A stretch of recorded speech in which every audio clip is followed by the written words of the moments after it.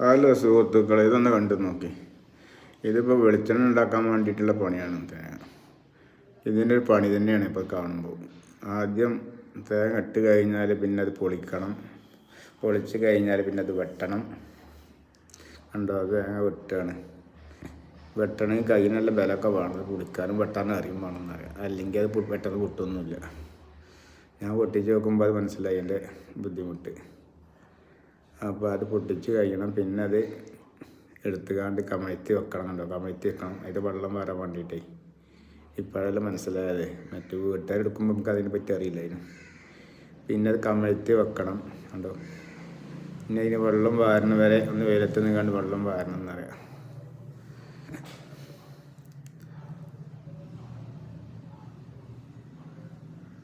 വെള്ളം വാർന്നു കഴിഞ്ഞാൽ പിന്നെ അത് മലത്തി വെക്കണം എന്നറിയാം. കണ്ടോ, വെയിലുണ്ട് ഉണങ്ങാൻ വേണ്ടിയാണ്.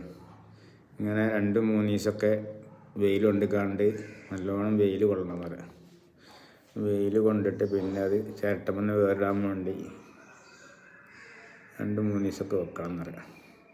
പിന്നത്തെ പണി ചിരട്ടമെന്ന് വേറിട്ടല്ല, അതൊരു പണി തന്നെയാണ് അറിയാം. അത് സ്ക്രൂ ഡ്രൈവറോ കത്തി കൊണ്ടൊക്കെ കയ്യിനുള്ള ബലം വേണം. കൈമൊക്കെയുള്ള നോക്കും വേണം എന്നറിയാം. കത്തി വെക്കാണ്ട് നല്ല ശ്രദ്ധിക്കണം.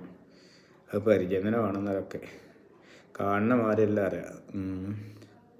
കണ്ടോ, പിന്നെ അത് ചെത്തണം. ഒന്നുകൂടി ഉണങ്ങിയിട്ട് പിന്നെയും വെലുത്തിടണം. എന്നിട്ട് പിന്നെ ഉണങ്ങിയതിന് ശേഷം പിന്നെ അത് ചെത്തണം. കണ്ടോ, ഇങ്ങനെ ചെറിയ ചെറിയ കഷ്ണങ്ങളാക്കിയിട്ട് കട്ട് ചെയ്യണം എന്നറിയാം. അത് ഞങ്ങൾക്ക് കുറച്ച് പണി തന്നെയാണ് അറിയാം.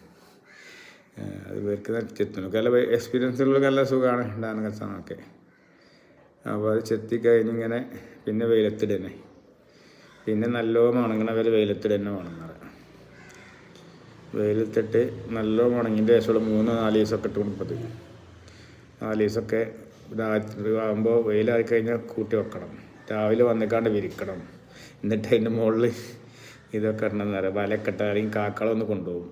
വെട്ടിയപ്പോൾ കാക്കയുടെ നോട്ടാണ്.